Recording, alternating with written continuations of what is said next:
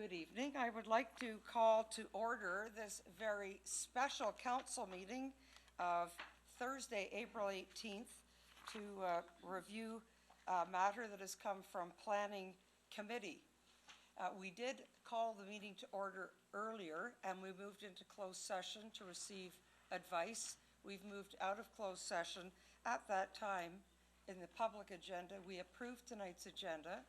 We went through declarations of conflict. There were none.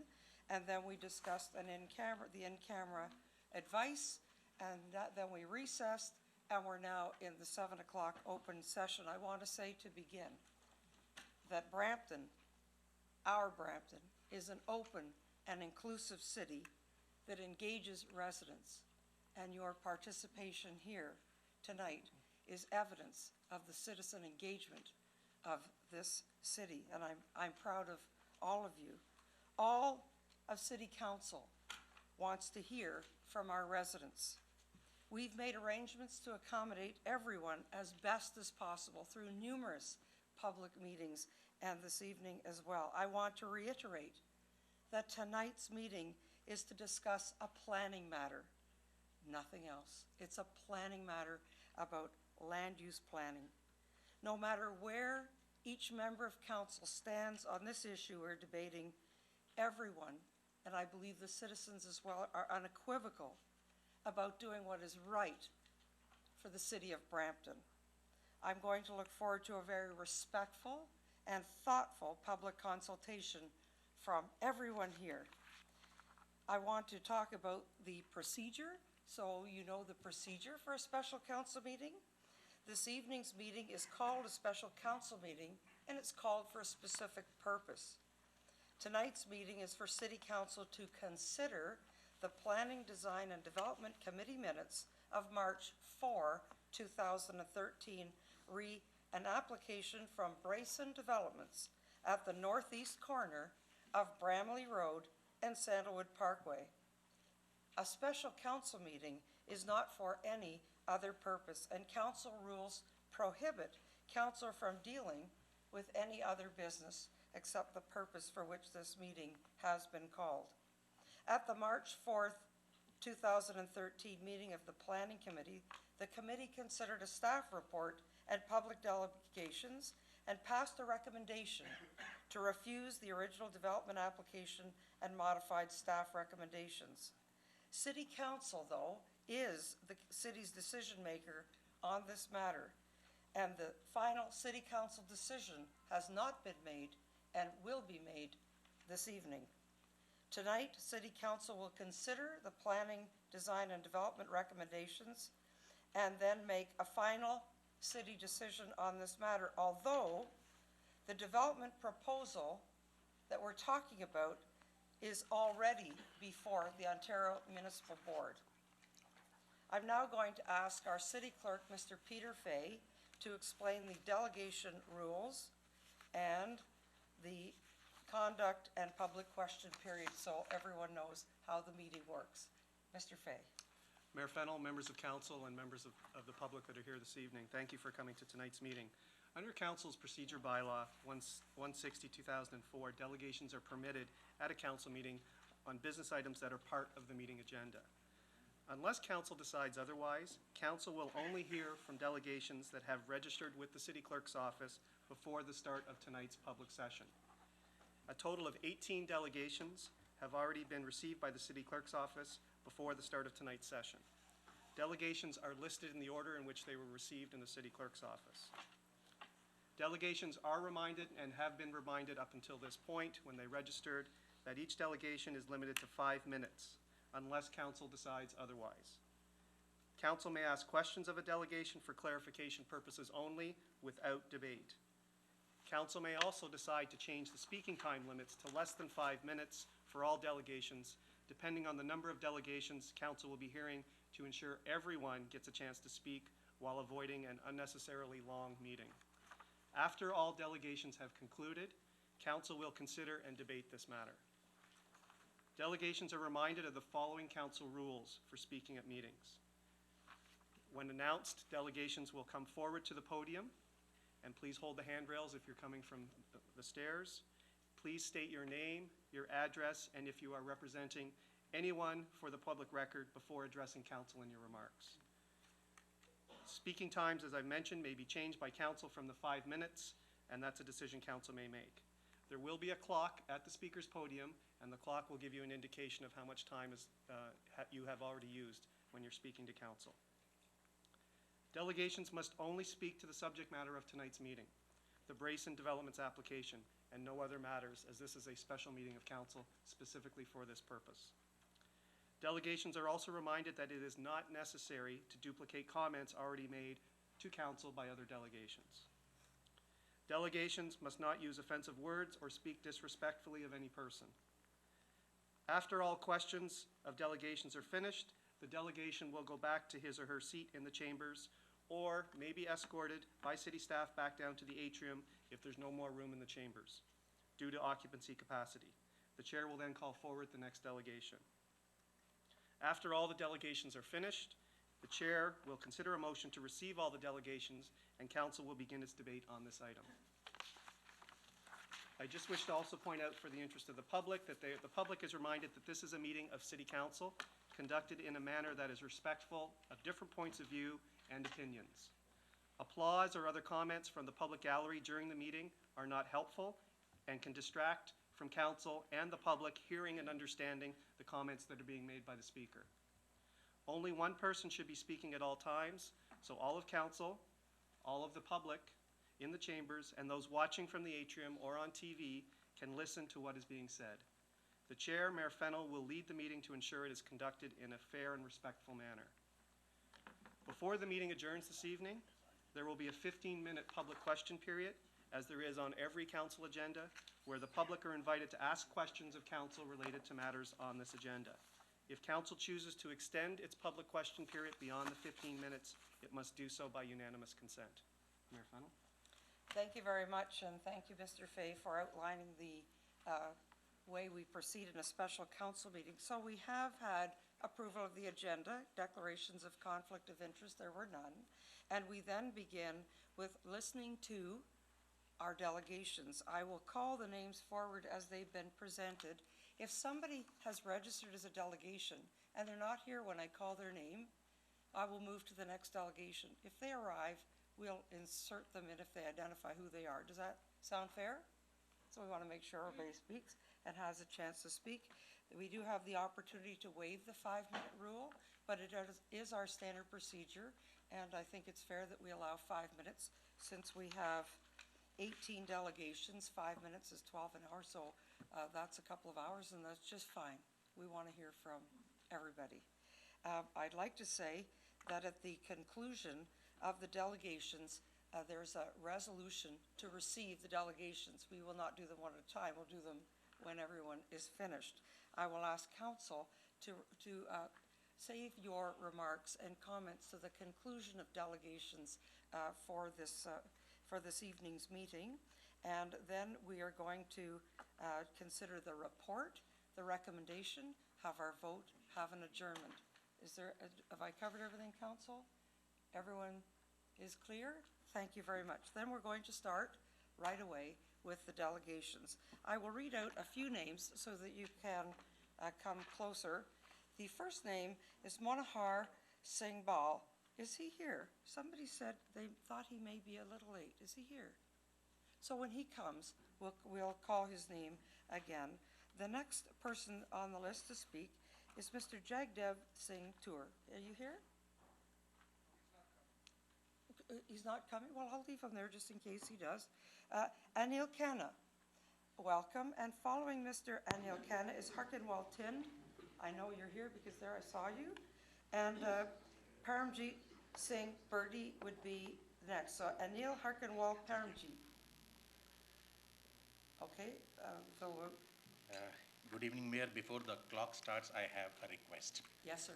When I sent the delegation form, I had requested that I may be permitted a little more time because I have more slides, and unless you want me to rush through the slides, reading them very fast, I would need about 15 minutes if you Sorry? kindly permit that.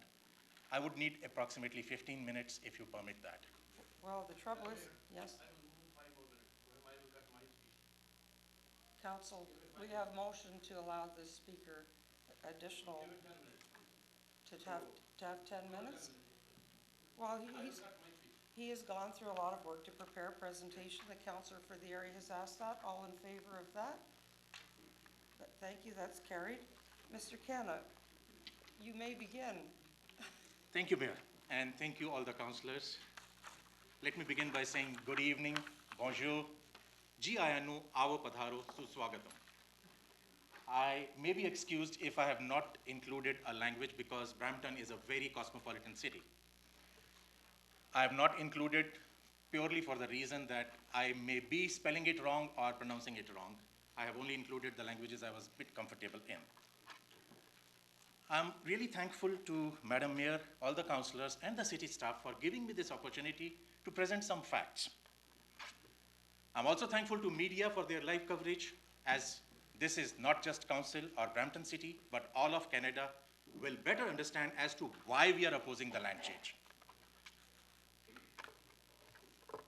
We are not against development. We are not against townhomes. We are not against small, affordable homes. And I want to draw this point very clearly. We have time and again given our reasons why we are against change of land use. Before I give reasons, I would like to include a statement which came to us. Tell me where is the case. So the reasons I give will also tell you where the case is and why the City Council should reject this application. City rejected a proposal to build condo buildings on Sandalwood and Conestoga and fought the case in OMB. When the land was already zoned for high-density homes, was there a case? Was the tax dollars not spent then? Again, City rejected a proposal at Castlemore and McQueen to build townhomes, fought the case in OMB. Where the land was zoned for townhomes, where was the case then? Why were the tax dollars spent? In this case, the land is zoned for district commercial, and we are fighting to retain the land use at commercial.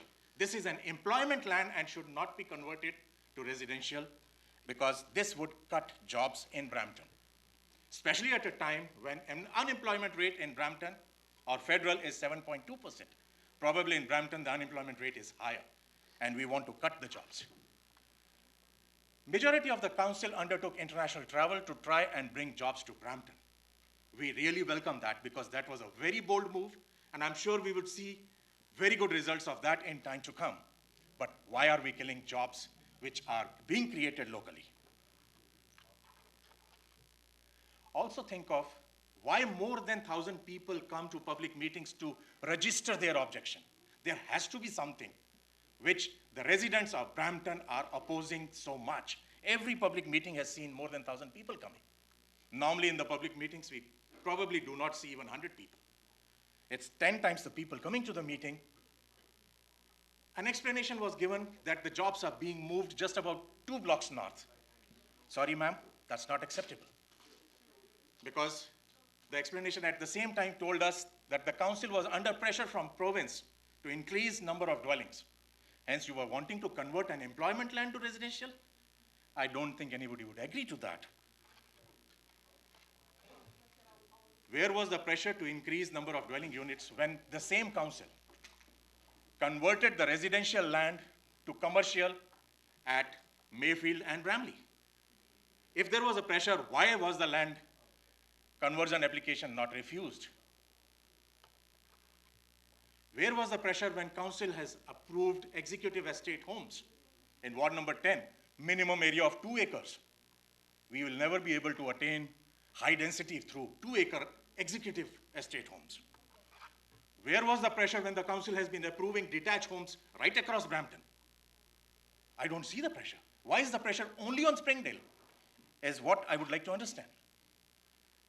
Are we also aware, if I go through the figures published by Census Canada, that percentage-wise Brampton registers lower percentage of detached homes compared to an average in Ontario or across Canada.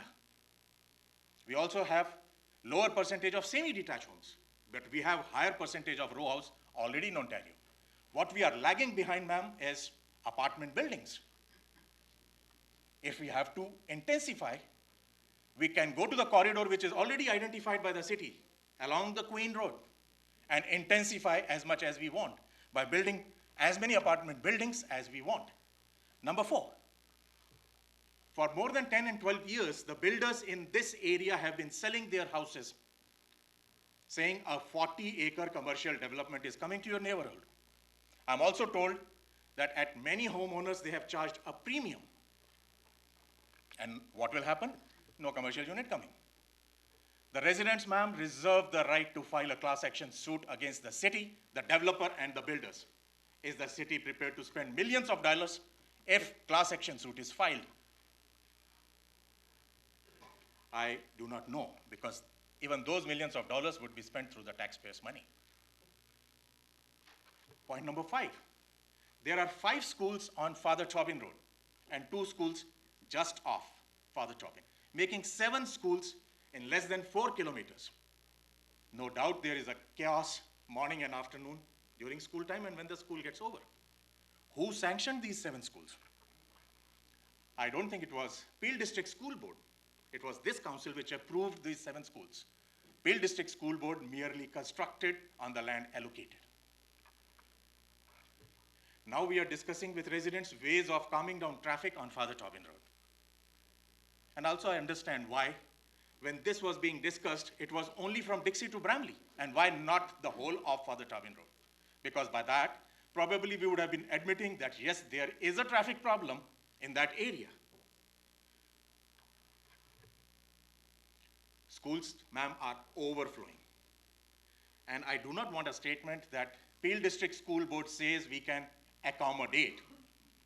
Peel District School Board is mandated by the province to accommodate every student that walks up to the school to get education, because that's the basic fundamental right of the student. And I accept that. And do we know at what cost the students are being accommodated? Let me give few examples to the council and all the learned members present here. Majority of schools in our area, I'm talking K to 8, that means primary and middle schools, conduct their music or drama class either on stage of the gym or on the backstage, not a classroom. They conduct the classes on stage or backstage.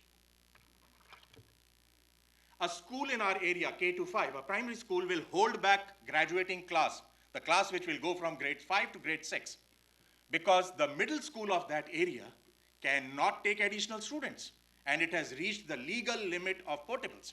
So not a single additional portable can come in. So the primary school is holding the students. How will these students integrate with others in grade 7? A school, middle school, holds a class in the foyer of the school every day, as there is no classroom available. Do we know that we can only classify an area as classroom if it has a lockable door? That means, my friends all here, we are conducting education without a classroom. Is this acceptable to anybody? I do not think that we should compromise for education for our children. Education is the basic block, and research after research, it has been proved education brings the law rate to a better position. Crime activity reduces wherever the education is better. This is stated time and again.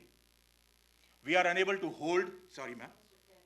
To 1 minute, and you've got about half of this presentation left to go, so I'm going to. Can I get some ask time, you ma'am? to- I'm trying to reach as fast as possible. Mr. Canada, the difficulty is if everybody gets 15 minutes, this meeting ends at midnight and we won't be finished. So we asked everybody if 5 minutes sounded fair. Councillor Dillon, because you have a prepared presentation. I can try and finish as quickly as Thank you. possible if I you permit me appreciate that. that. Thank you, ma'am. The full-day kindergarten is not being started because there is no room. We understand that rooms are being sanctioned, additional construction will take place, but province has sanctioned only 1 school at the moment where the additional construction will take place. Let's see what will happen. How the Peel District School Board will accommodate. Redefine the boundaries. A person living on Dewside Drive, just 1 foot south of it, will not be able to attend Louis Arbor Secondary School, which is just less than 500 meters, but will be accommodated in HV, which is 2,500 meters away. Accommodate is the word, ma'am. We are told that a new school will be operational in 2014. Great. It is in Ward 9, but hold on. It's coming in Dixie, 410 north of Countryside, not our area. The same city has approved so many houses in that area that probably when the school will inaugurate, it will inaugurate with portables on site. We are told that additional construction. Ma'am, I have my serious doubts on additional construction. People can read quickly because I have little time. A 33% additional construction is excellent because it will accommodate students, but at what cost? The sugar coating at 33% of additional construction ends here. Will we increase the library space? Will we increase the gym space? Will we increase the blacktop for children to play? Will we increase the playground area? Will we increase the parking? Or will we increase the road widening? I don't think. Just increasing classrooms is not acceptable. A sudden evacuation is needed in case of a fire or flood. Children will not be able to get out of the school in emergency situation. Can you summarize, please? Yes, And ma'am. we have, everyone has. Okay, full I'll presentation. skip We'll the be able to school. read the rest. Thank you. And I will allow people to just quietly read it very quickly. Yes, well, And go on to something which the last meeting, the builder had presented, and I would like you to see that. Now let us discuss the so-called concessions being given by the builder. Out of 17 acres, 20 acres, he said he will leave 3 acres. But the obligatory law, to my understanding, what little bit study I did, they have to leave 10% of the land minimum. So where is the concession? The application would, in any case, would have been rejected by the city and OMB if they wanted all 446. Then they're saying that they will give us a 30,000 square feet library. Ma'am, the calculation itself shows that 1 acre land that they are giving is just about 43,000 square feet. Library, space for seniors, daycare, parking, splash pad would cost 69,000 square feet. Where will they fit 69,000 square feet into 43,000 square feet? Is for people to understand. The value of land is very major important slide. I will end thereafter very quickly, ma'am. Thank you. We are told they are giving $1 million worth of land. Excellent. But does this value really come to 1 million? If I look into the report that was submitted that day, the value is being shown close to $500,000. Are we charging lower tax to the person who owns this land? If it is the value of 1 million, he should be paying tax on 1 million.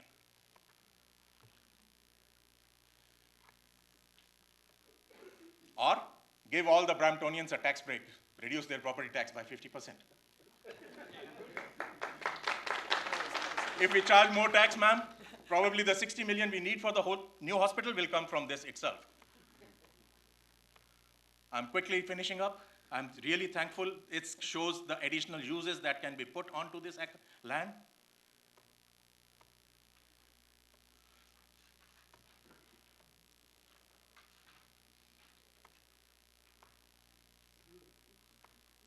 I hope you're all reading as fast as we are. Have you seen that up there? Good. Anybody can Thank you, take a Mr. copy from Cannon. me if they need. I can email this Thank copy to you. them. Thank you, Mr. Cannon. Thank you so much, and I would just like to see this last slide for everybody's listening. Thank you so much, ma'am, mayor, and all the councillors for accommodating me with a higher time limit. Thank you so much. You didn't read the best page at the last. It's okay. Everybody I- sees it. yeah. It's okay. Thank you, ma'am. Thank you. Council will now move to the next delegation. And there may be enthusiasm for certain comments which we want to applaud or make, but you know, that just means the person has to stop speaking for us to hear. And the time then is affected. If we could go to the next delegation, I think the next delegation, let me just double check. Is Manohar Singh Bali come? Still not here? Please let him know. We called his name many times. We're not wanting to leave anyone out. Thank you, Anil, for participating in this evening's meeting. Mr. Tin, Harkinwall Tin, welcome. Thank you. Good evening, Madam Mayor. Just a minute, let me put my glasses first. Fine. Yes, Okay. you take your time. Good evening, Madam Mayor, respected councillors, city officials, and my fellow Bramptonians. We are here today to stand the interest of those Springdale residents who are simply asking that the city and the builders honor the promise what they made to them before when the residents bought their homes. They are told one thing, now the picture has changed. Our city officials and some councillors are attempting to pressure residents to accept top-down orders without any consideration for the interest and residents of residents. This has been going on far too long. The people of Springdale community cannot allow for this type of behavior to continue. The issue is not about more big homes or lieu of townhomes. In any supposed Punjabi community issue which some people and media have been wrongly labeling it as dividing the Springdale community with. The Springdale community are not second-class citizens. They also deserve to live their lives with dignity and respect for their opinion. The zoning. The zoning of this land has been commercial from the day the master plan of Springdale community was made some 20 years ago with the approval of provincial growth plan. Many of councillors who have been on council for more than 20 years may remember approving it initially. Why then are they backtracking from their own decision? Some politicians are simply attempting to reduce opposition by saying that OMB will never rule in their favor. The OMB was fully aware of this site being zoned commercially with provincial growth plan. If we look at if we took this defeatist attitude, nothing would ever change and progress. With the support of our city officials and residents, there is still a chance we can prevent this change from happening. By sweetening the deal with splash pad, library, a community center, the builder and the city are trying to distract from the fact that only $300,000 will be available for construction for these facilities. Where does the city expect to get the rest of millions of dollars to pay for this construction? Our councillors are willing to or even able to add this expenditure on the capital budget? Or will this piece of land stay empty and undeveloped for many years and later change the use again? Please don't play politics on this sensitive issue. Vote with your conscience. Unfortunately, this area of Brampton already faces a lack of basic services such as community centers, schools, commercial space, and especially jobs. With the introduction of over 300 townhomes, we will only be adding more residents to the number of underserved community in Brampton. I request that our elected officials stand with the people that they represent to stop this commercial zoning change. Our city has continued to lose commercial land time and time again to the point where most of it has faded from our city map. Please do not make this a city where people come to sleep. We need commercial activity and jobs in Brampton. We have the people and the talent who are streaming out our city each morning. Let's keep Bramptonians work in Brampton.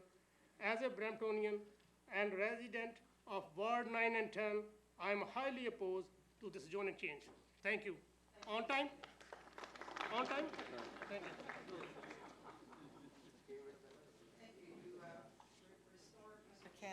Additional 5 minutes. That's teamwork.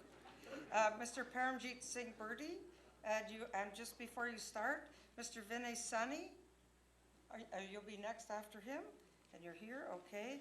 And Kelly Gill is he coming? Does anyone know who he is, if he's coming? Who's it? Oh, there you are. Okay, he's not coming, so, okay. I'm gonna say Vinay said you weren't coming when he comes. I know, but when he comes in, I'm going to say, Vinny said you weren't coming.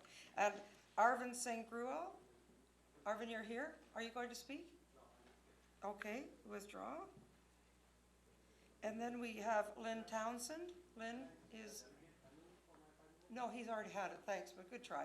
I can have Ms. you Lynn find it. Townsend, did you wish to speak, then you're going to be speaking after this young man? Or do you want to speak at the conclusion of the citizens? That would be nice, thank you. And Mr. Manan Gupta, you are right there. Okay, so now we're going to go Paramjeet, Vinay, and Manan, correct? Welcome. Thank you. Respected Mayor, member of the council, city staff, and my fellow residents, good evening. First of all, I want to thank the city of Brampton for giving this opportunity to say a few words regarding this very important issue. And I also want to thank the planning committee, I think most of the members are here, who stand with us and oppose that development on March 4. Because of that, we the residents feel like we are on the right path and we are doing the right thing. Because of that, all the planning committee on March 4, they unanimously go with us, and we feel little comfortable on that day. Now I want to raise few points. First of all, I want to raise this question that from the last 4 years, this land has been, changing the use of the land 3 or 4 times. First of all, it was service commercial, then it's a retail commercial. After that, it's a disc commercial. Now you are going to change it to a few portion on residential. I don't know how much taxpayers' money and how much city staff's time and how much energy you are wasting on only one land. That money and that time, that city staff time, we can use for the residents. We can do so many things for the city. I don't know why we are wasting on one land, we are wasting so much time, so much energy. I don't understand. Second point is, there is one house mixed data in this recommendation report submitted by the city staff. And here it is saying that the townhouse density in this ward number 9 is from 11 to 16%. But unfortunately, that data was consolidated in secondary plan in November 2010. And after November 2010, I think more than 500 townhouses already came in that area. And there are so many detached houses, semi-detached houses, and how you can consider this 11 to 16% data? I really don't understand. Because if you consider the today's data, then maybe that data will go more than 20%. And I also want to ask the city of Brampton, what is the criteria, how much data should be there, how many townhouses we can make in one ward that we can allow this kind of townhouses? Why we are wasting all our time again and again? Other is, we are talking about the library. The developer is giving us some gift and they are giving us a library.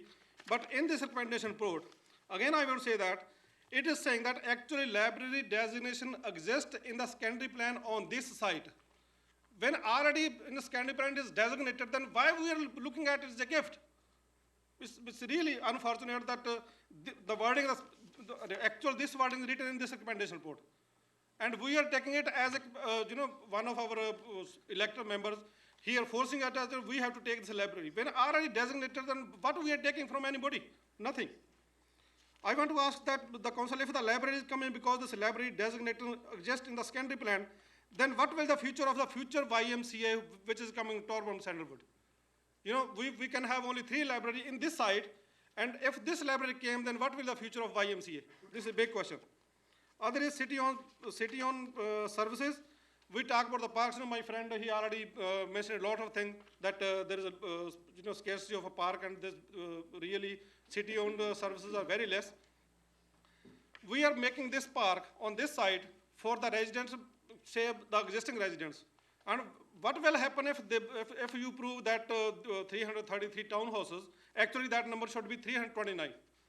I already mentioned the planning committee meeting, the members of the planning committee, they know that from where I'm coming. Where the park for those 333 townhouses, 329 townhouses? Actually, that will not come anyways. I want to close this chapter here, and health services you already mentioned, because health service you are not taking as a serious problem, because I'm sorry to say, most of the city staff is not living in Brampton. That's why they don't take this as a problem, because health problem is really big problem for us.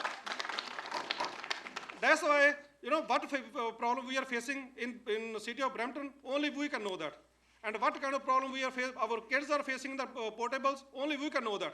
The people who are not living in this city, They don't even imagine that what kind of problem we are facing. That's my big question. Other is traffic congestion. Traffic congestion, there are 3 statements in this recommendation report. I can give this copy to the chairman, that there are 3 statements which is already contradictory. The one statement is on page D13, second is on D45, and other on D145. There's 3 statements totally self-contradictory. And other is negative. They are saying that there is no negative impact of insurance, because I raised that issue in the last meeting, because the insurance in Brampton is very, very high than the other adjoining areas. Why this is high? Because we have more houses, more cars, and more vehicles, more accidents. That's why they are getting more insurance premiums. This is a big issue, and if these townhouses came, I think more than 600 more cars will be there in that area, and who will pay the premium? Either city is ready to pay our premium for the more houses. And at the end, I just want to finish. At the end, I want to say that, according to this recommendation report, the issues and concerns raised by the residents have not been taken care accordingly. The public library can be built with public power on north side of the land by considering all other factors for the benefit of the community, but new townhouses cannot be accepted as all these issues and concerns have not been resolved. At the end, I want to say that I welcome the community library with accessory daycare, senior meeting center, and retail zone, all the facilities, but I am totally against of these development of new houses, because all the problems are still there, and in this report, there's nothing mentioned that how we can solve these problems and how we can resolve all the issues. Thank you very much.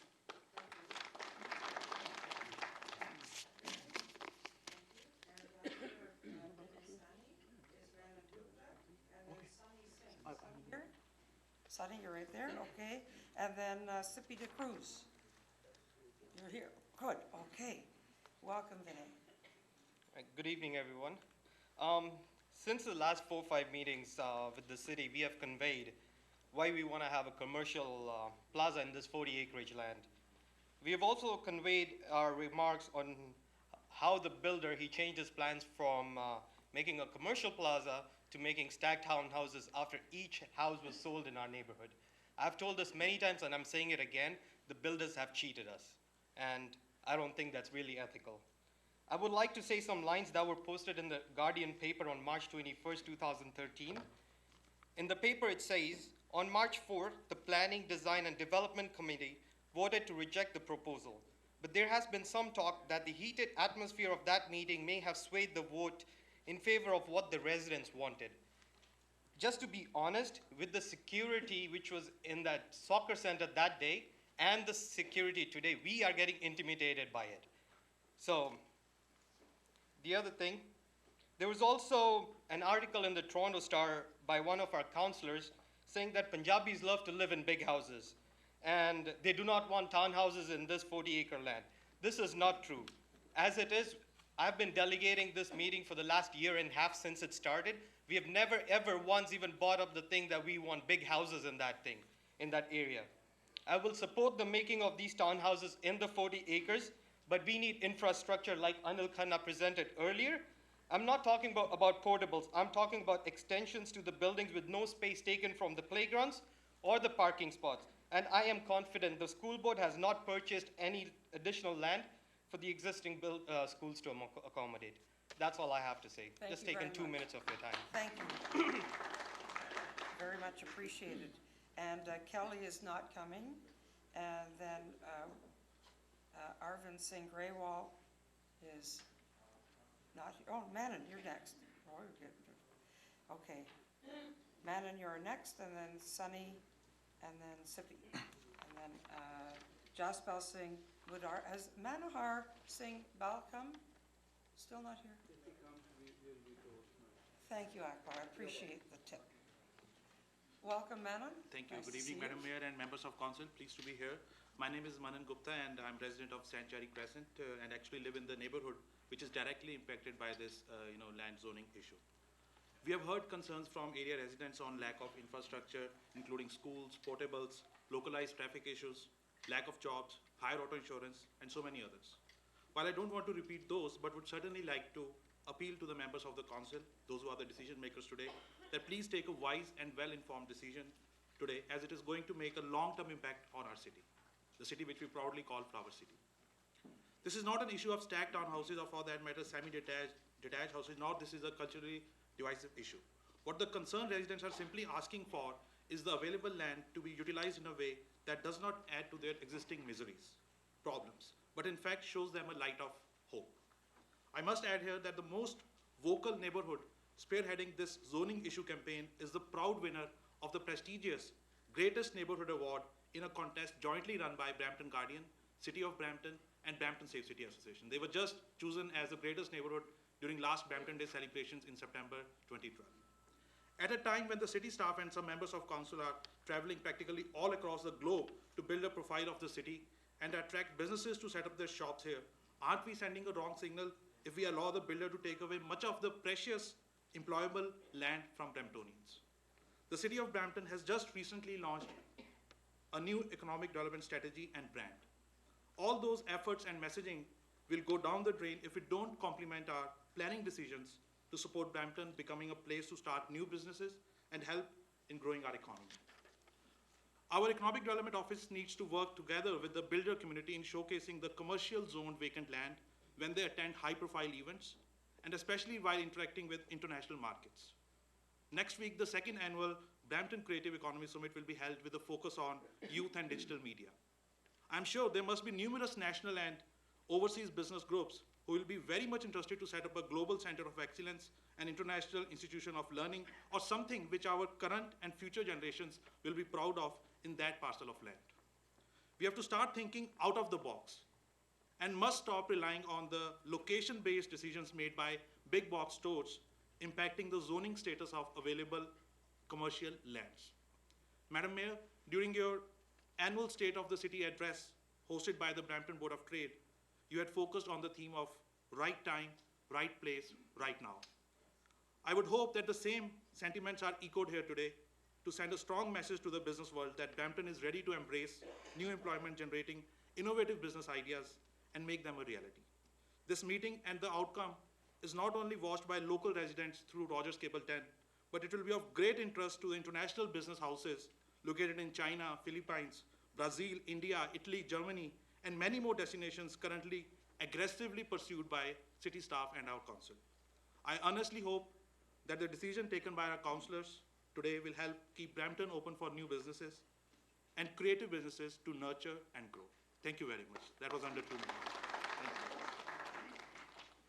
Thank you very much. Thanks, Madam. Sunny Singh?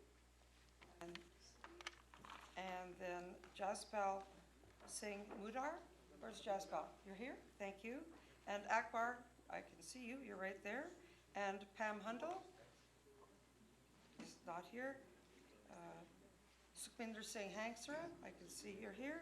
Preetpal Singh Sani? Is Preetpal here? Okay. And Parminder Singh Grewal? Of course.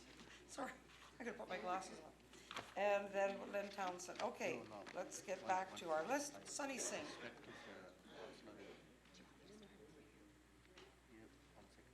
Sunny, can I help you? Yes. Welcome. Hello, good evening, Mayor and all councillor. And I have something gift for you. Okay. Would you like petition the clerk to for- distribute that? Yeah, so Okay. I show you the hair.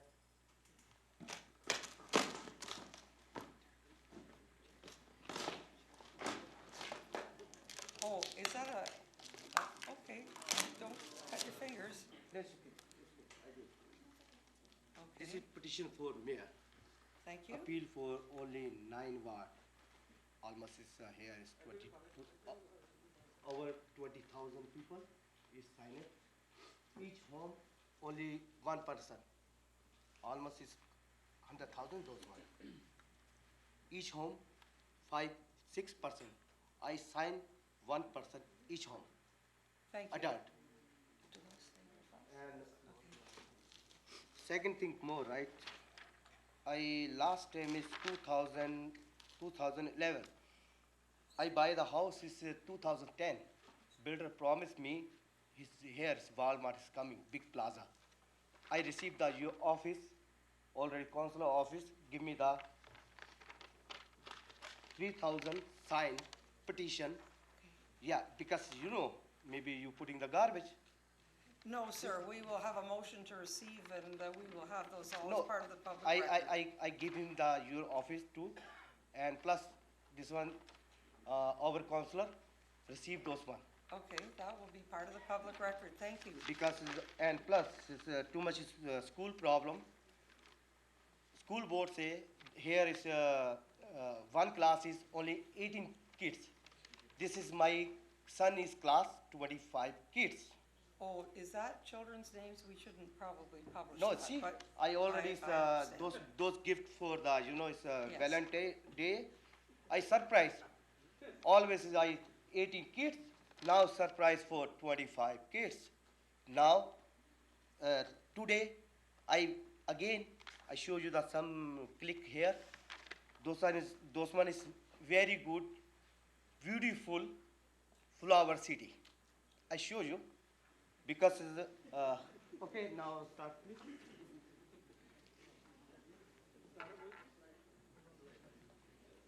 Starting, right? Please, let's be patient, because just take your time. Yeah. See, this one is already say 8:30 school is start. Now traffic 9:05, still traffic like that. See, it's more townhouse is coming. Look like it's 410, same like that. It's our street. Before this my home is and this school is distance only 200 meter or 200 feet behind. Now how much is time I here spend? 45 minutes. Drop, come back 45 minutes. More houses coming.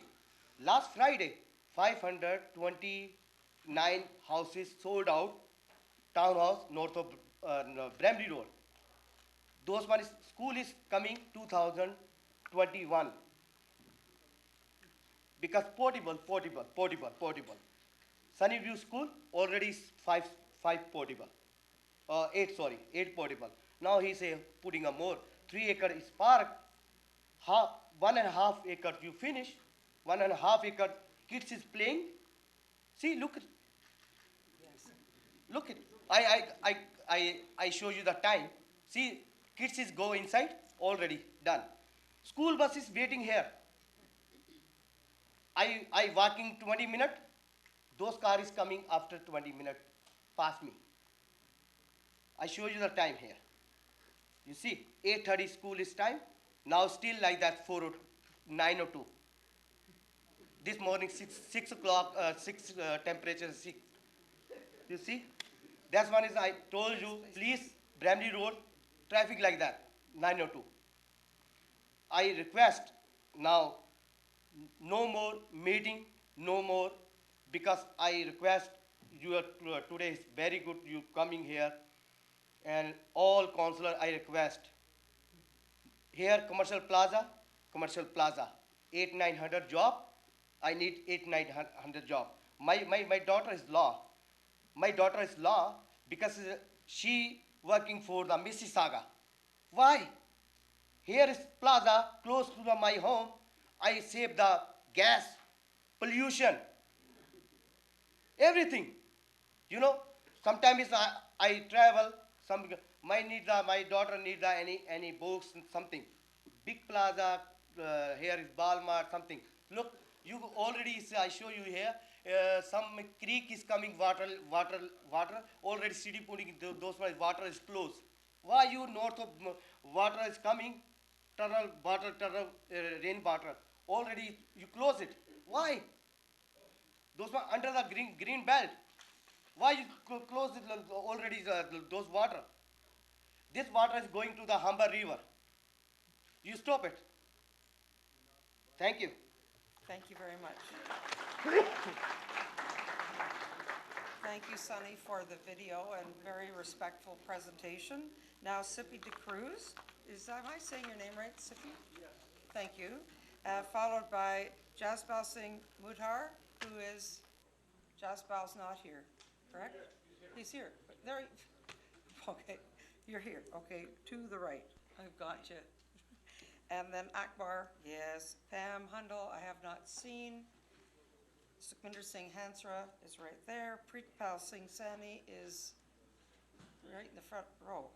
And Parminder Singh Grewal, you're in the front row. Okay, Sippy, welcome to Brampton Council Chambers. Thank you, Mayor. Respectful Mayor, members of the City Council and Regional Council, and all my fellow residents of Ward number 9 and 10. Most of you have heard, those of you attend the last meeting, that for the last 1.5 years, we've been having more and more meetings of this sort.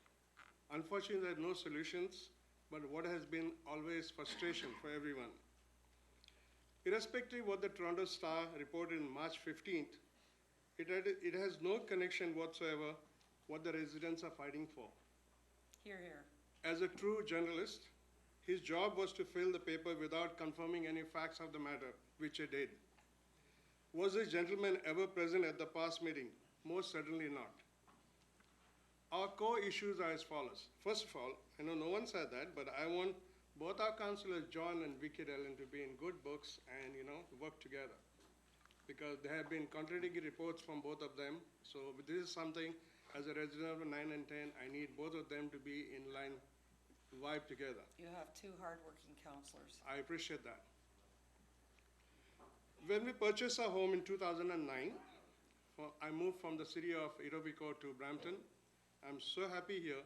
But when I moved in 2009, when I bought my house, I was advised by the builders there that a big commercial plaza is coming around the corner. And as some of my friends have already said that.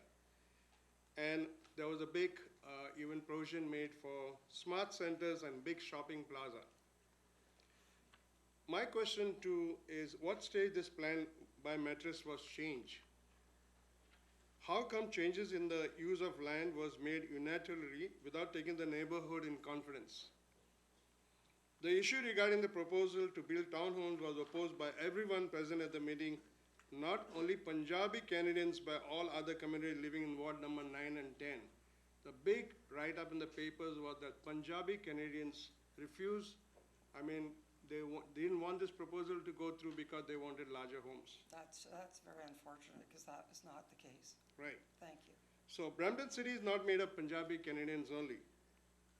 If you look up in both sides of the wall, you see here, my beautiful people, look around. That's right. How many Punjabis do you see here? You see people of all cultures, and that's the city of Brampton, and that's the city I'm proud of.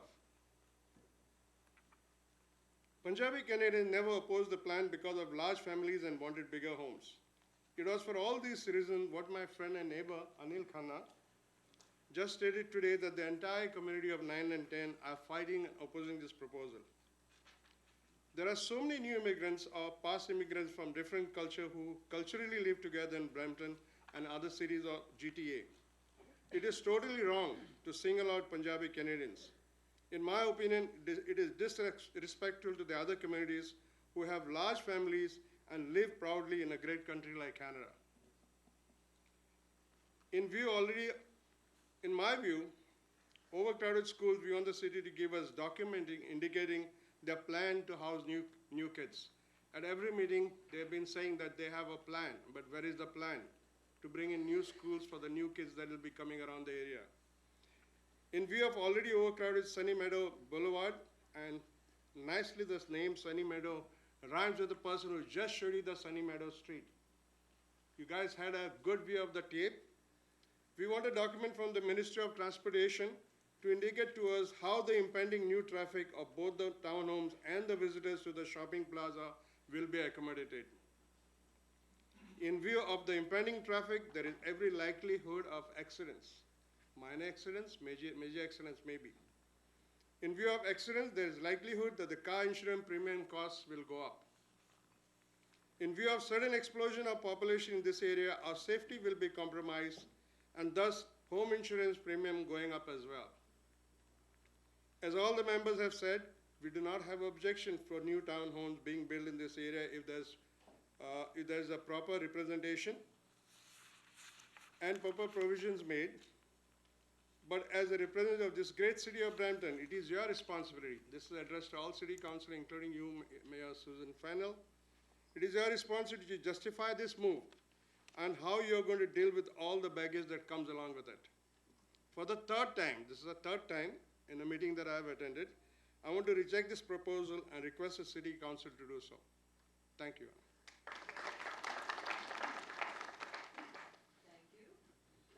Now we move to Jaspal Singh Madhar, there you are, and then Akbar, you're next. Pam Hundle is not here. Let me just go back. Did Manohar Singh Bali come? No. And I think Jagdev was, Neil was going to let me know if he did come. Welcome. Thank you for being here. Good evening, Madam Mayor and staff.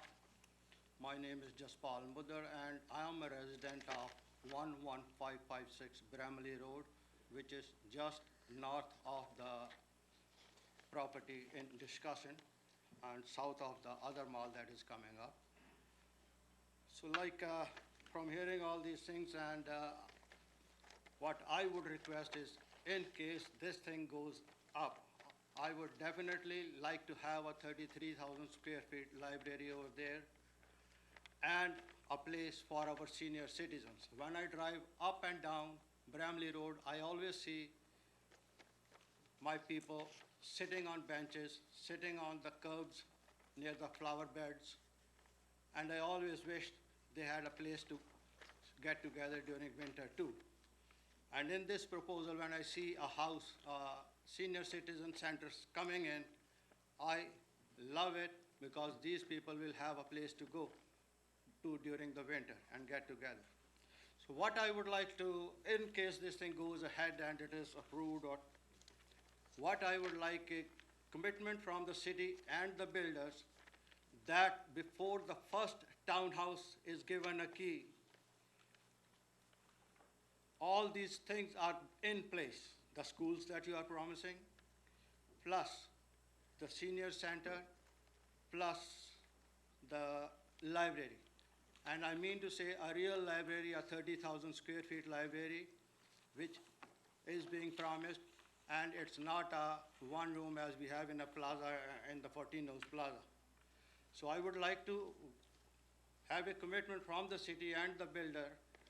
If this goes through, this should be addressed, and as I mentioned, before anything goes ahead, these things should be in place.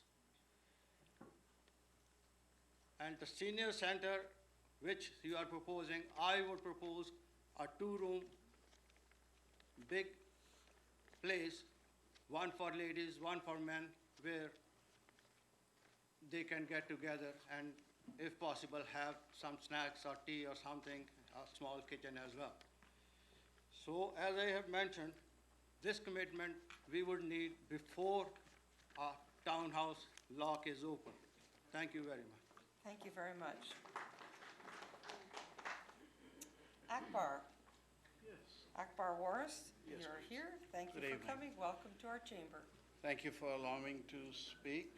I hope all of you stay civilized and not tell me to shut up at any stage, That like it will has not- been done. Mr. Waris, that will not happen.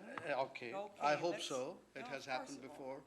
But, and I wouldn't be reminded that I do belong to another country. That has happened before by a city councillor. Now let's come to the townhouses.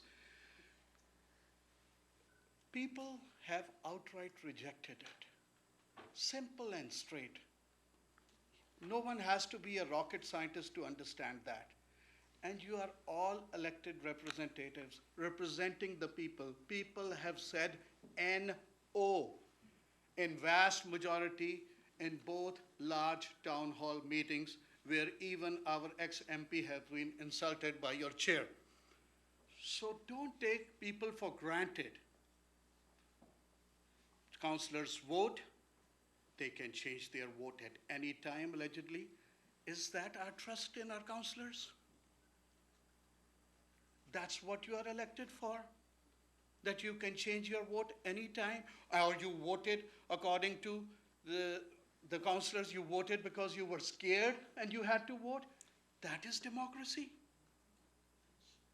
Mr. Morris, do you want to Yeah, give us some? so listen to Thank the you. people. Are you questioning me? I'm sorry. No, I'm asking you if you want to speak to the issue. Yes, I'm We talking met- about the same issue. The people have said NO. That is the issue. Thank you. Thank you. You still have more time. Mr. Morris, you have 3 more minutes to speak to the issue, but it's up to you. Short and sweet. Just like you. Well, you're not short, really, but you are sweet. Pam Hundal is not here. Sukhminder Singh Hansra.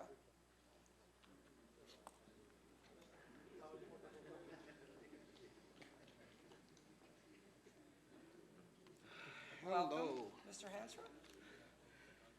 First of all, it's a flower city, so I should be feeling some fragrance, which I do. But unfortunately, I need assurance from the chair that if somebody disagrees with me, will not tell me shut up. Mr. Hansra. Please. My father never did, but the Brampton councillor did, and I'm very touched about that. Mr. Hansra, we're just going to speak tonight about the matter on the planning agenda, and you and I have already met on other matters, and nobody in this room is going to have any disrespectful words to anybody, I assure you. Thank you. Now, we received information from Peter Fay and everybody else that we shouldn't be repeating what everybody else has said. So I'm not going to tell you that there's too much traffic there, there's no schools there, there's no this, there's no that, there's no infrastructure. I'm sure you have professional staff to do that due diligent without pressure if they can. Hopefully they will eventually. So therefore, I'm coming to a practice of politics on this very issue, because politicians are tested on these kind of issues. You know, when very nice issue comes, whether you want to put a stop sign here or not, I don't think you got crowd here to tell you where you should put it. You guys are elected to do so. You're capable of doing it. You've been doing it. And now the Municipal Act sort of forced you to call the meeting public consultations. So what the public consultation means, I've been at these consultations, and I heard only one thing, that we don't want this, we don't want it, this is not fair, we didn't buy a house here because of this, why are you bringing this? All that, your notes that you have taken, read it over and over. So this is what consultation means. If there's anything else, maybe somebody can enlighten me on that. And I would like to know. And I like to applaud the decision of Planning Committee on March the 4th. It's unfortunate that some of our politicians felt pressure. I don't think they need to be politicians, then they should go elsewhere. Because if you're voting under pressure, you're actually defying the purpose of democracy. Yes. And that should not be tolerated. And it was done publicly, it was told publicly that I voted because of the pressure. And that is not acceptable. I still applaud the decision made by the Planning Committee to outright reject the plan. Now, the small homes, somebody's given an argument that you need the small homes because there's a lot of young people who are moving out of the houses now, getting married, so they need small houses. But mind you, they also need small jobs. If they don't have a job, they can buy a house there, but where they're going to go to work? 2.5 hours commute to Toronto downtown because they're professional and that's where they're going to go. And I think these politicians, as Madam Mayor has been traveling around the globe to find some jobs, hopefully bring some jobs. Bring some big, huge government office building where our professional kids can go and work. So they don't have to move and they can live in whatever their house. But Punjabi people loves big houses. I don't know where the hell that came from. I live in Brampton for almost 20 years. My house is not big and I'm comfortable and I sleep nice. Somebody told me I live in Mississauga. That was an insult because I love Brampton. So people, making jabs here and there just to prove their point doesn't go anywhere because people of Brampton are smart now. They're very smart. They can sacrifice their family time, come here to tell you guys what they want. And I think you need to listen to that. At the end of the day, whatever you guys do, you should display a high standard of politics. Because when 7 council members under the hat of planning committee reject the project when they come and sit on the chair of council, and if they change their vote, that means they turn their back on to people of Brampton. And that would be very low standard of politics, and I don't think we deserve that. People of Brampton deserve the higher standard of politics, and that's what you guys should display. Thank you very much.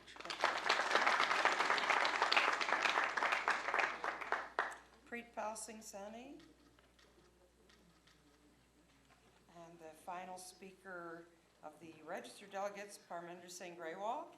And then I'm just looking again, is Manohar Singh Bal here? Okay, and Jagdev Singh Tour did not come.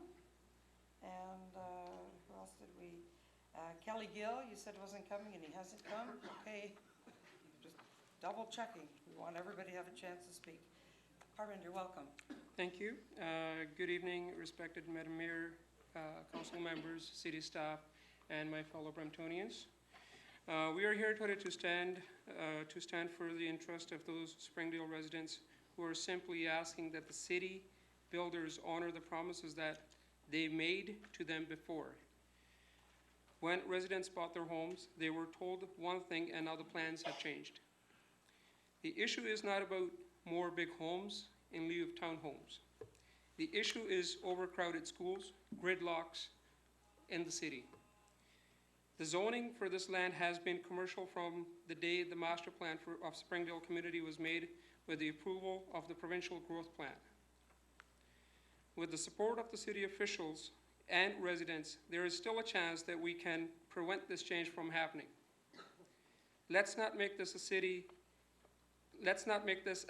Brampton city, a bedroom city where people come to sleep. We need commercial activity, create jobs in the city of Brampton. Let's encourage more new businesses in the city of Brampton. More jobs in Brampton will improve the live-to-work ratio in the city of Brampton and will improve the quality of life for the residents of Brampton. As a Bramptonian, I am highly opposed to this zoning change. So it's my sincere request to all councillors, please support the people who actually have voted for you, elected you to represent them, and I'm very sure that all council members will hear the constituents of wards 9 and 10 and will support their decision. Thank you, Madam Mayor, panel, and all council members and staff. Thank you. Thank you. Now, I believe we've called every name who registered to speak, and the people who did not come forward were identified as not being present or saying you preferred not to speak. At this point, I would like to call Lynn Townsend, and you're here to represent the applicant. Thank you.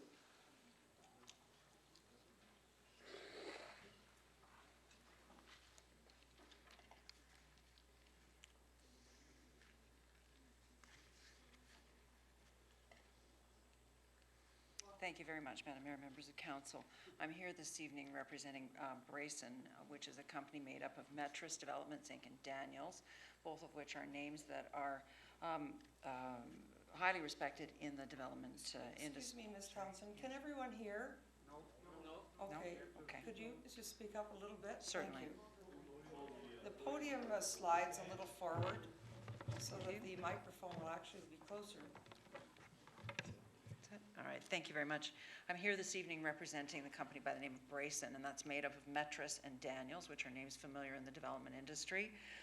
I'd like to start off on behalf of my clients expressing to everyone here their gratitude and respect, first of all, for the voices that have come forward in the community on both sides of this issue. They've not only come forward to speak, but they've also provided their comments in writing. And we have listened to all of those comments as we have participated in this process over the course of the last year and some. We also want to express our gratitude and respect to staff who spent an inordinate amount of time preparing a very thorough report. And I won't be reviewing any of the contents of that report because I believe it provides you with all of the analysis of the planning framework. Also want to express gratitude and respect for council this evening. We understand and recognize that this is a very difficult decision for you based on all of the submissions that are being made to you from the community. and the challenges you face with provincial mandates, provincial policies, and the Ontario Municipal Board framework. Just a couple of comments with respect to planning matters that came up this evening. One of the deputants referred to the fact that the site is designated for commercial. On the land use schedule in the city's parent official plan, the site is actually designated for residential. And it is a prime site for intensification. And as we all know, the provincial mandate is, whether we like it or not, directing municipalities to intensify. And this site, because of the historic changes in it and it being vacant, lying within the community as it does, is a perfect site for intensification. It's our belief that the application, which is presently before the Ontario Municipal Board for the original application, not the one which you find in your staff report, that application conforms to all of provincial policies, regional official plan, and the city official plan, and we're guided in that submission by the consulting team that's working with us. Now, having said that, in the staff report, your staff have recommended a package of community benefits of approximately $1.3 million over and above the typical and standard legislative contributions to be made in a development of this nature. In our view, it's a good application without the community benefits. However, this unprecedented package of benefits is one that my clients are prepared to support. They are prepared to support the staff report, but in exchange for so doing, they would ask that council this evening, in addition, support the staff report so that we could move together at the Ontario Municipal Board and advance all of those community benefits forward to the Ontario Municipal Board for approval. In the event we can't be successful this evening, and in the event that council determines that the more appropriate step is to endorse the decision of, or the recommendation of Planning Committee, we will move forward to the Ontario Municipal Board with the application as it's presently framed. And it's our view that that would be a shame. And as I say, we would prefer to be going together lockstep, and that these developers would like to be delivering those community benefits as a compromise or a way to make our way through what has been, no doubt, a very difficult process for everyone who's been involved. Thank you. Thank you very much. Okay. If we could just get a motion. Oh, sorry, Councillor Sparvieri, we're at the conclusion. No, we're at the conclusion of the speakers. I would take a resolution to receive all the delegations. Did you want to? Can we have one clarification here of what the lady said? Yeah. She said it was always designed as a commercial property. That's what I think Ms. Townsend said it's designated residential. Ms. Townsend, did you not make the statement it is designated residential? Let's get a clarification from the city manager. Through you, Madam Mayor, the primary official plan for the city does designate the site as residential. The secondary plan, which is the next level of planning in the document, shows it as district commercial. But the overriding designation of it is residential. Within that designation, residential uses are permitted together with commercial ones. And in which year this was designated residential? So, I'm sorry? In which year it was? The Springdale secondary plan was approved in 1989, and that's when that designation occurred. I have a paper from 2004. This is service commercial. After that, in 2010, this is again for retail commercial. I have a paper from the city of Brampton. Through you, Madam Mayor, to clarify, there is a little confusion because there are different types of designations. There is an official plan designation, there's a secondary plan designation, and there are zoning bylaw designations. What you're referring to is a zoning bylaw designation. Everything is online on your city's website. Yep. And I got this paper from city website, and I'm a realtor. I know how from how long this land is designated as commercial. I believe you have a zoning bylaw designation in front of you, a copy of the zoning bylaw. That's different than the official plan. Madam told us this is wrong information. It's not wrong. Thank you. I think what Ms. Townsend said is this is designated residential. That would be in the official plan, and it has a zoning bylaw designation as commercial. Is that correct? Designation in a zoning bylaw, and the foundation is the official plan designation. I'm now going to, oh, sorry, Councillor Sprovieri. Thank you, Madam Chair. Just to clarify this point, it's very important. We want to hear whether the official plan designation has jurisdiction or priority over the secondary plan of commercial zoning? Through you, Madam Mayor, the official plan designation is the parent document. So in other words, it's the overriding planning document for the municipality. And then the secondary plan is usually in conformance with that, and that provides a further designation. And then there's a policy in the official plan that speaks to primacy, and the official plan is the primary document, and it allows residential uses on the site. Thank you. Madam Mayor, I'd just like to introduce Mr. Don Givens, who was hired by City Council when we decided to postpone the council meeting from March 27th. We decided to have an evening meeting to accommodate the people who normally work during the day, and also to get an independent professional opinion on this application that's before us this evening. So Mr. Don Givens is here in the audience, and I will ask Mr. Givens to give us an overview of his finding in his independent review. From my understanding, Mr. Givens is a highly respected professional that's in the private sector, and he's been a consultant in this field for, he could tell us how long he's been in this field. He looks older than me, so probably a long time. Okay, we're crossing that line of respect here. Okay. Before we do that, Mr. Given, welcome. The councilor is asking that you be added, that you be listed as speaker number 19. Could I get a motion? Pardon me, Mr. The councilor is asking to add a delegation. I'm going to take a vote now, if that's fine with council, to transparently share the information that all of council. Well, why don't we wait to see, can we just proceed? Thank you, Mr. Horace. Councilor, Yeah, I you move moving it, that he yes, be Mr. added, seconded yes. by Councilor Sanderson. All those in favor? Thank you, that's carried. Welcome, Mr. Given. Could you explain who you are? You don't have to mention your age, although Mr. Spravier was poking at you for that. Thank you. Thank you very much, Madam Mayor. I'm glad you're more gentle on my age than Mr. Spovieri was. I was retained after, sorry. Somebody has some music going.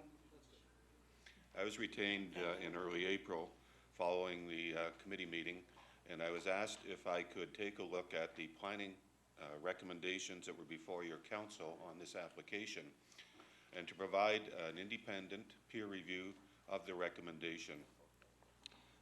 Prior to doing that, I received a bundle of information from city staff that included the recommendation, the reports that supported the recommendation, and a lot of the correspondence that was available, including all the applicants' information. After reviewing it, my initial reaction was that the report before the committee was a very balanced report, and the recommendations were a good effort at trying to find a way to move forward with an application in an area that was quite contentious.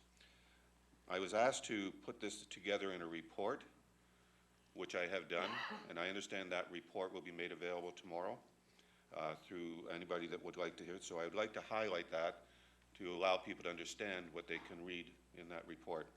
First of all, when you take on an assignment like this, you are expected ultimately that you will have to go to the Ontario Municipal Board. And the Ontario Municipal Board has a requirement that places a tremendous onus on someone like myself who has to testify as an expert. And we have a duty that we have to undertake and sign a form that requires us to report in an unbiased, nonpartisan, and objective way.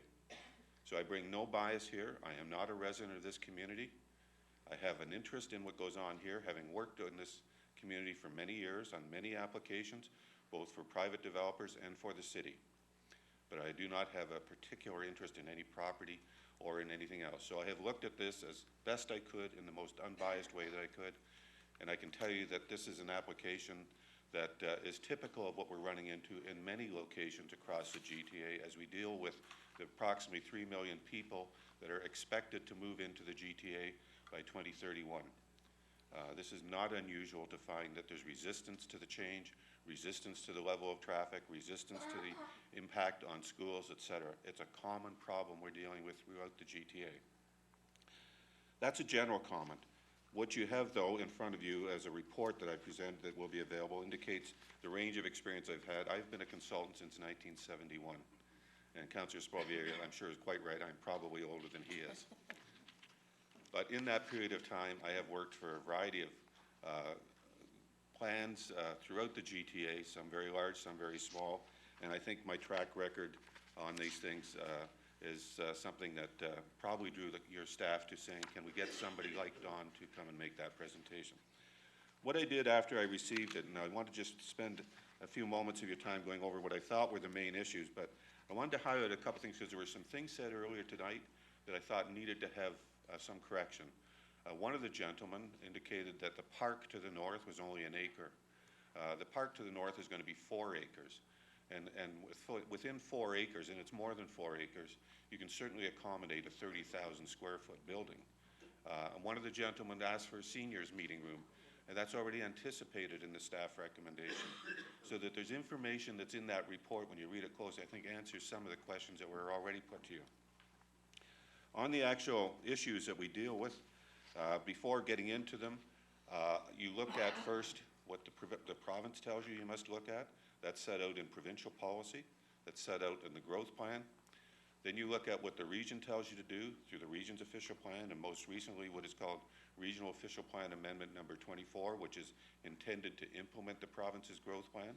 You look at your own city official plan, your secondary plan, and then you look at what is standard practice and is being used elsewhere throughout the communities that, as I said, everybody's dealing with. So as I move through those issues, I'm going to start to just talk about what I thought was really at the heart of this, and first dealing with the retail and its reduction.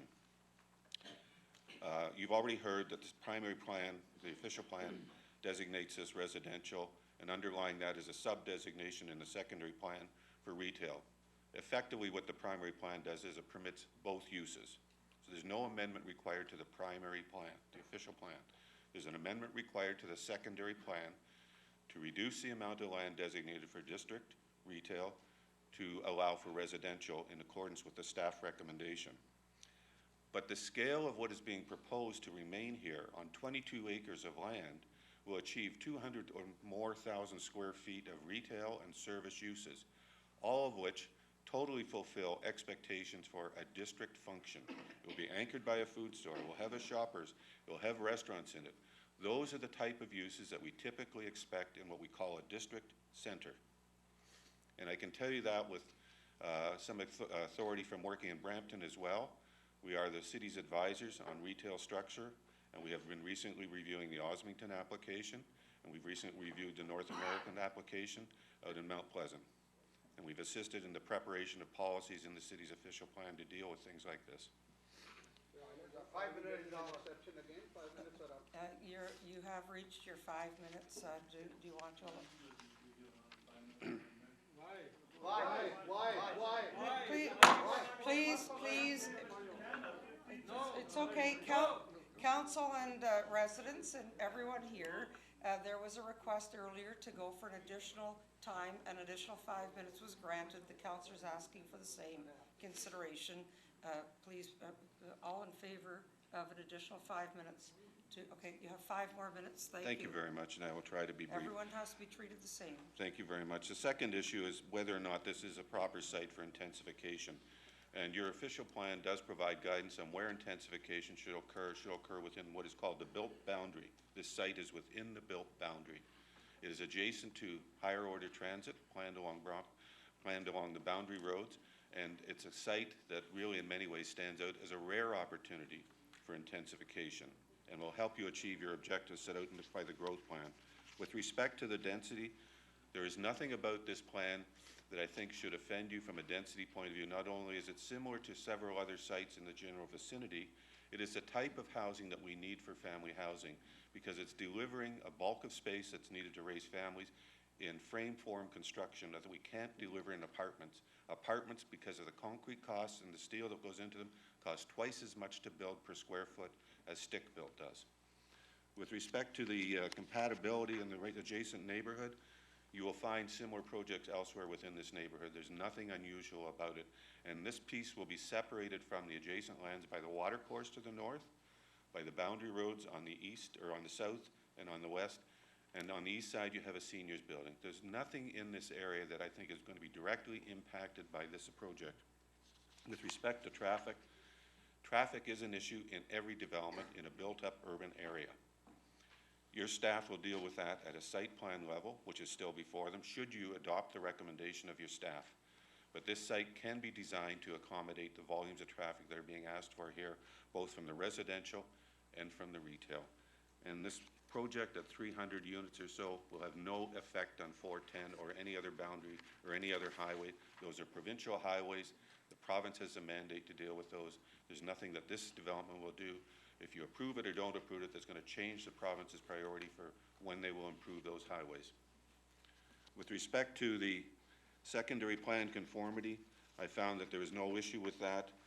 You have an opportunity to deal with this square footage within the context that, as I said, that it's unusual to have a site as big as it is, that for retail, and to reduce it to 222,000 square feet would not be an unusual size for district. In fact, it's the same size as the district retail to the north that you recently approved.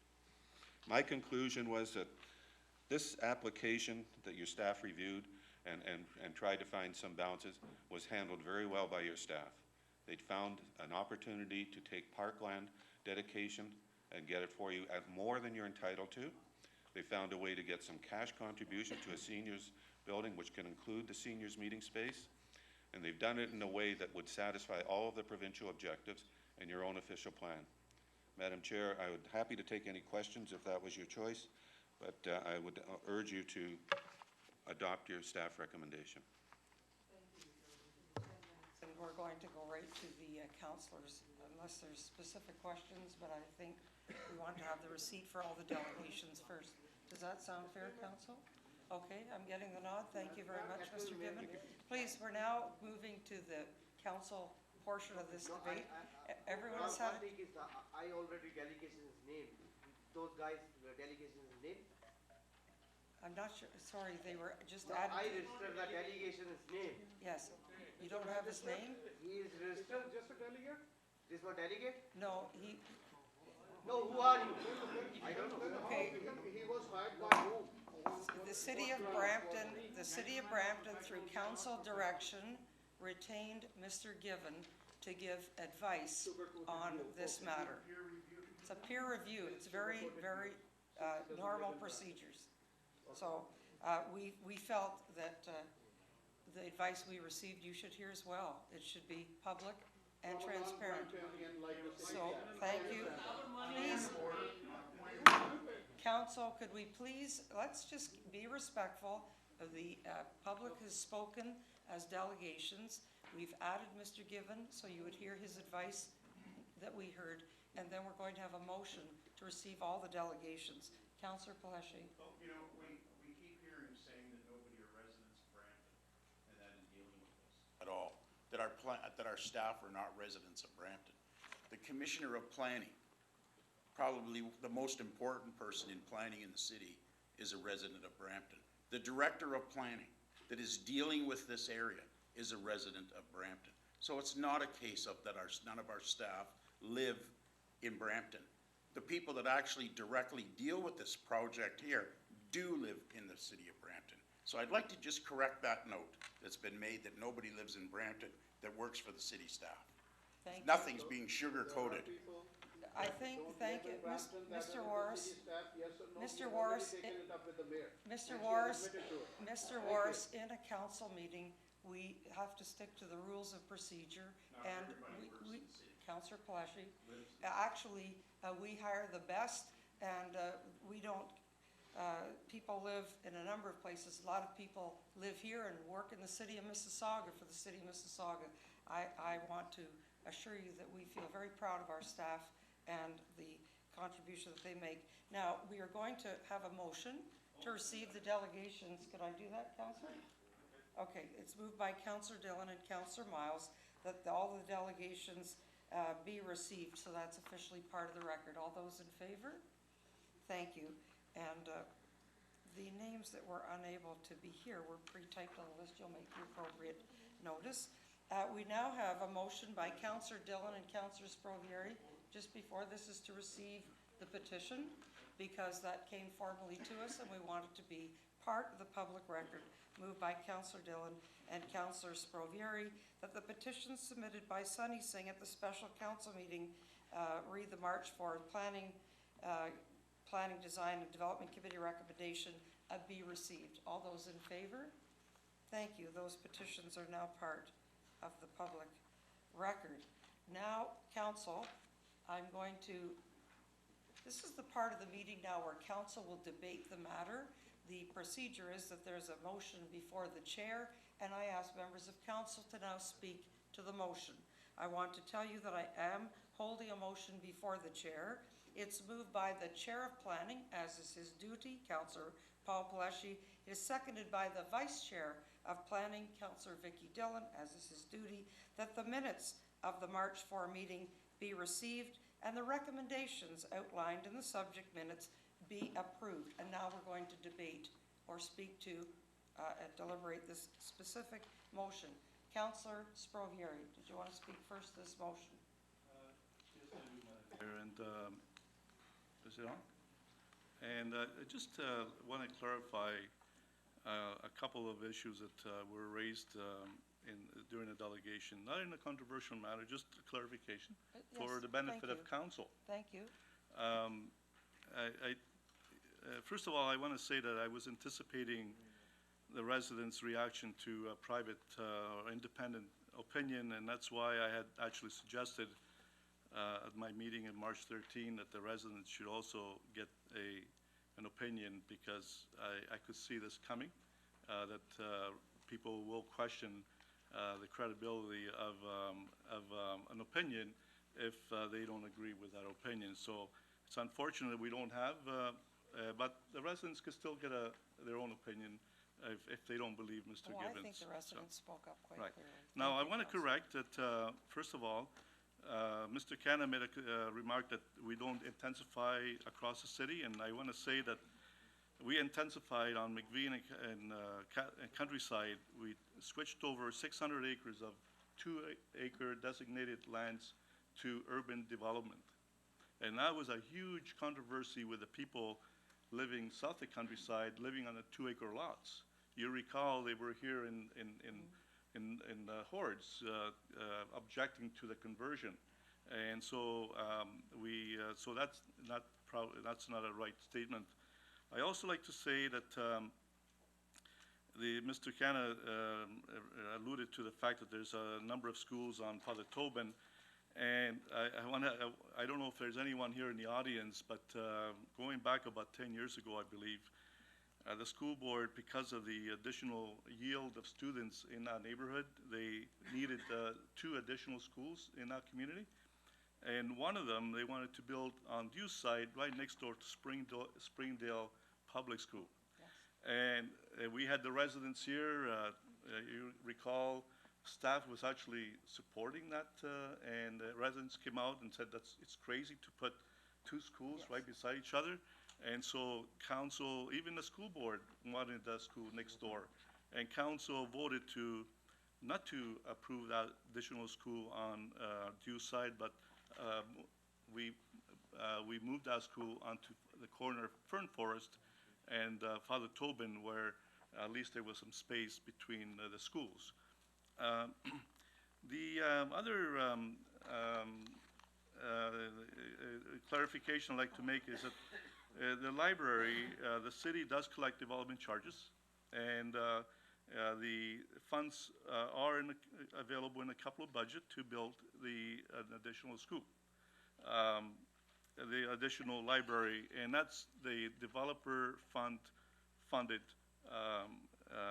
construction. It's not from the tax base, it's not from the residents, it's from the developers that they pay into that. I want to clarify that the city and the YMCA have an agreement, and they are still in line. I believe they have delayed their construction project in Brampton by 2 years.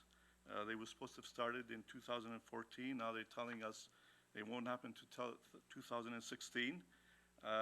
Maybe it'll happen, maybe not in 2016, and that's why I'm really eager to relocate the library from Torbram and Sandalwood to Bramalea and Sandalwood, because there's no telling when the YMCA will actually come up with the funds to actually build the YMCA where we wanted to put the library, a joint project, if you recall.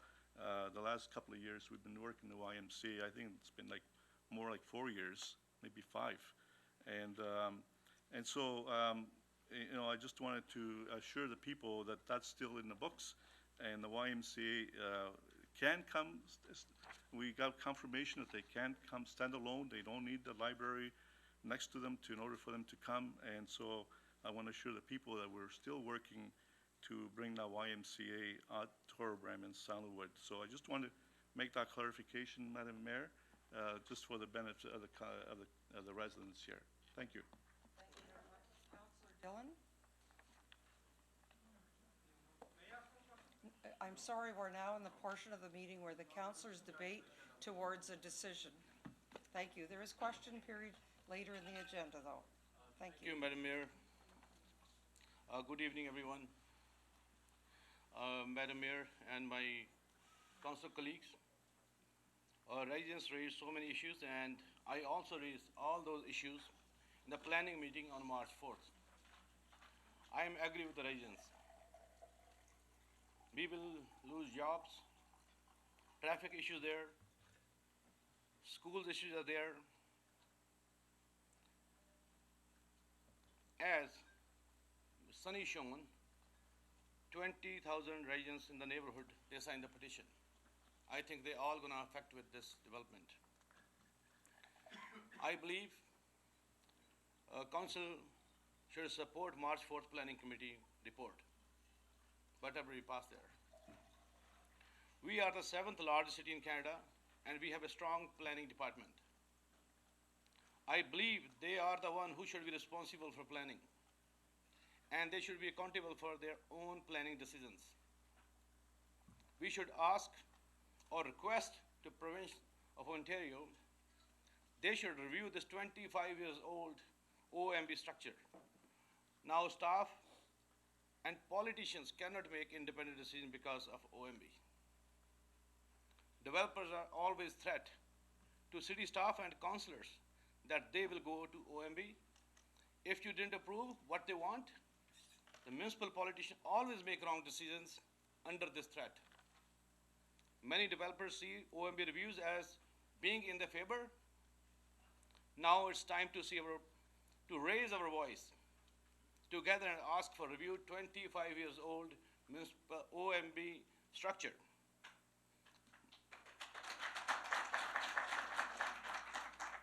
And I can ask my colleagues, we don't need to scare from OMB. Our neighbor cities, they're already asking for review. I have so many news from recently in newspapers, printed by Toronto Star. I know they didn't write good things about me, but still they wrote that NDP bill would be free, NDP would free Toronto from OMB. And they're asking NDP already put the bill there. And the Toronto Council, they said, Council vote to fight condos in OMB. And even the small, our neighborhood, Halton. Our neighbors, they said, build transit or forget about growth. Halton tells province. Even one their chair, he said, I'm not gonna go to church until you're gonna approve this. I think province should find new model for OMB.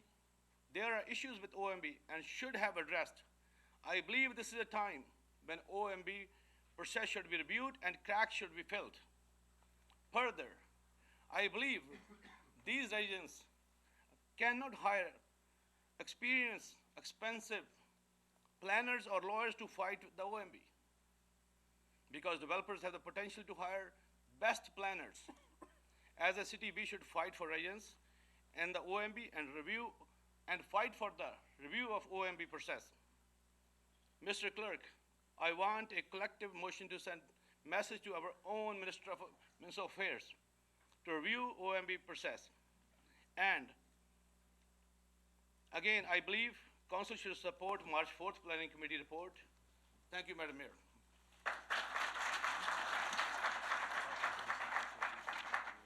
Thank you, Mr. Dillon. With respect to the OMB, other municipalities just recently taking a position to the province to modify or eliminate the OMB. I'm going to ask the city manager to comment.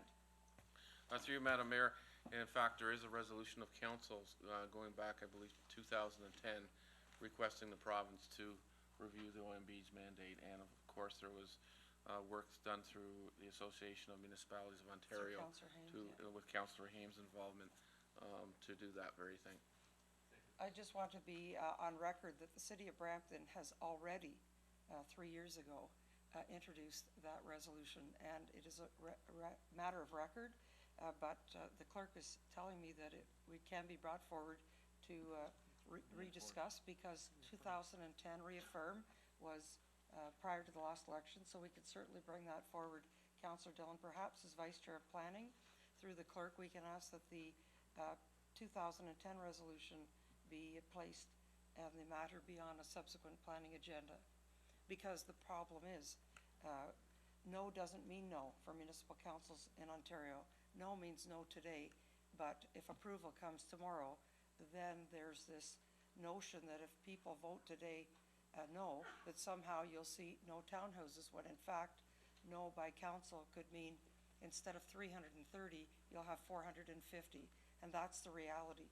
And that's the reality of the environment with an Ontario Municipal Board. Thank you for clarifying that, Councillor Dillon. Also, one of the speakers said, what's changed?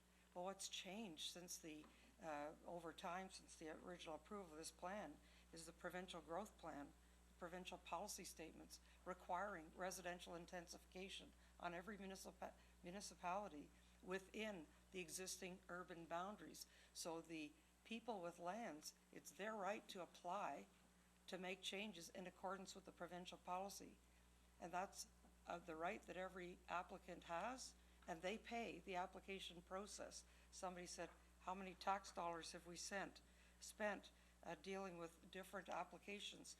The applicant pays to have their application reviewed. So I just wanted to make sure that was clear. Councillor Callahan. I agree. OMB has had its day and should be gone.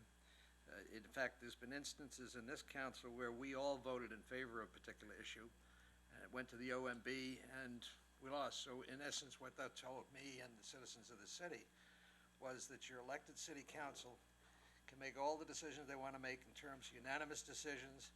If it goes to the board has the final say, and that to me is not democracy, that's oligarchy. The second thing is the school issue. I can remember back in 1969,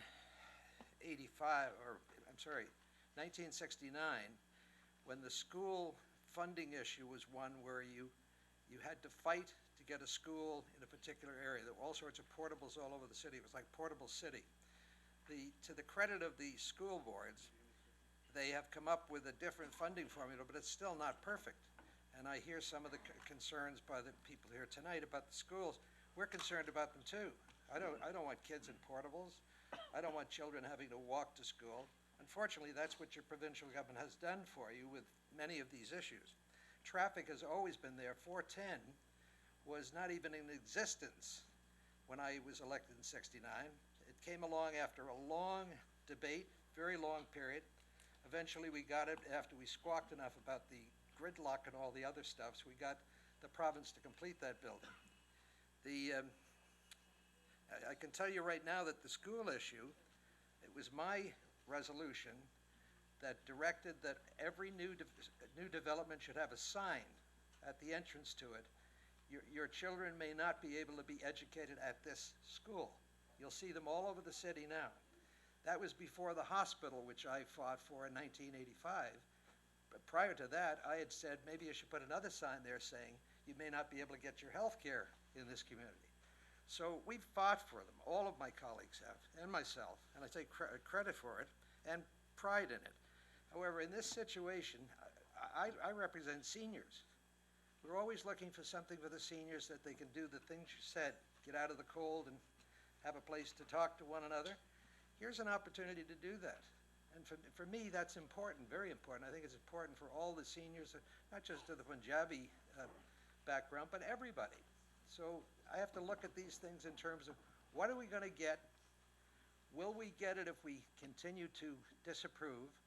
Or will we simply wind up with a large bill to the OMB on the basis of what you've heard from myself and Becky? You might wind up with a big bill and nothing. And do you want to risk that? I would risk it if there was no OMB, but there is an OMB, and the information that would go before them is going to be very difficult to get around. So you're throwing it away. Please don't throw it away. The library situation too. I've been arguing for years that the library should be built into every new school that's built where needed, and therefore you save the cost of having to do individual bodies. So in the final analysis, I would dearly love to be in a position to ensure that we get what's being offered by the developer. I don't want to, but you know, you're quite right, we don't have any choices anymore. Maybe you should tell your provincial politicians, and I'm a liberal telling you that, get down there and tell them that they get their head out of their whatever, and start using it in terms of letting the elected representatives of this city, who are elected by you people, not by people in Ottawa, whatever, get on with it so that we can develop it properly and we can develop properly. So that's all I got to say.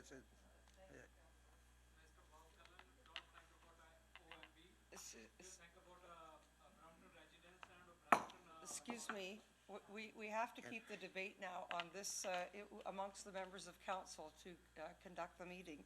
At council, there are no more speakers. Again, we have a motion before me that's moved and seconded to receive the minutes and to approve the recommendations therein. All those in favor? All those opposed? Thank you. That's the recommendation to approve has not carried, Mr. Clerk. Councillor Sprovieri.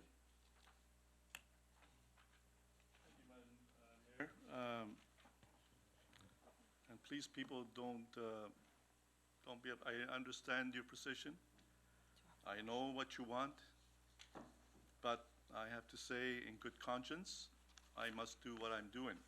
I must also clarify that my colleague and I, we work together well. We've been working for over 6 years well. We always agreed on things. But I have to clarify, he has learned something from me. He fights for what he believes, as I do. I'm fighting for what I believe, and Vicky's fighting for what he believes. Unfortunately, this time we are in different paths. And that's unfortunate. It has caused some strain between us, but I assure you, I still treat him like my brother and my son, actually. He's old enough. My oldest son would have been like Vicky. So, Please. my oldest son would have been his age if he was living today. My oldest son. Please, So, I'm going to ask you not to call out. Please, I'm going to ask you not to call out. I want to clarify that Vicky and I are in good terms, and we'll work together as always, regardless of our differences from occasion. I want to say, first of all, to Mr. Canna, I want to thank you, Mr. Canna, because I know you initiated this crusade, that's your word, that to oppose this application. And if you had not initiated this crusade, we would not have this concession that is before us, which I believe greatly benefits the neighborhood. Greatly benefits the neighborhood. And it's to your, and the rest of the residents have been involved. I want to recognize that. and I want to thank you sincerely for your efforts and for the time you've taken and the effort you put into, and I know you put a lot of time into this. Same as Sonny. And Sonny went around and he got all these petitions and he put so much time into it. So I want to thank you both, because if it wasn't for your involvement with the rest of the people, Please, that's not fair. Please. I know it's not popular what I'm doing. Councillor Sprovieri, I'm could you prepared to give up my job on this. Councillor Sprovieri, So, Councillor Sprovieri, could Yes. you keep your comments through the chair? Of course. And I will ask that yeah. those residents here in the of chamber, course. please let each member of council speak without interruption. And just Thank for you. the benefit of council, I received an email today, and I will not give the full name, but it's a young lady that lives in Springdale, close to this site, and the name is Jasbindra. I will not give you the last name because that's private. And here's what she wrote to me. Mr. Sprovieri, you and the other councilors make your decision. As you and the other councilors make your decision, there are a lot of factors to consider. Please don't make this decision based on perceptions that all members of the South Asian culture, meaning the large Punjabi community here in Springdale, think the same way. I am alarmed at reading the comments by the public on the Brampton Guardian website about how South Asians have taken over and get their way. I have always thought that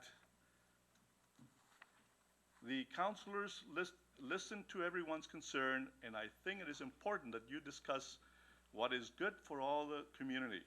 I encourage you to unite the community by making the decision that benefits all members of the community, and by this I mean the children, adults, and seniors. Every culture in this city has these age groups, and I implore you to look at the needs of all the age groups. Culture is not the issue here. The basic needs of housing, health, and employment are central to everyone. So she goes on to say, there are issues with schools, she recognizes that, and traffic. But then she goes on in the summary. She says, as a counselor in this area for so many years, please talk to your fellow counselors to make the decision that benefits all the residents of Springdale. The right decision is to ensure the application to amend the official plan and rezoning bylaw for the following reasons. The city's expert planning, design, and development staff endorse the amending application. You make going house attainable for everyone. You will increase the health of members of the community, the children, adults, and seniors, by having a facility. You will have a library for us to use. Springdale needs it badly. The people have waited long and hard for this. The seniors drop-in center is needed. Our seniors have no place to go. They are usually in parks or sitting on the benches. A splash pad is a great idea for increasing physical activity for the children. A daycare center is needed for our youngsters. The commercial stores will bring employment in addition to attending for everyday items. So members of council, this is what I received. So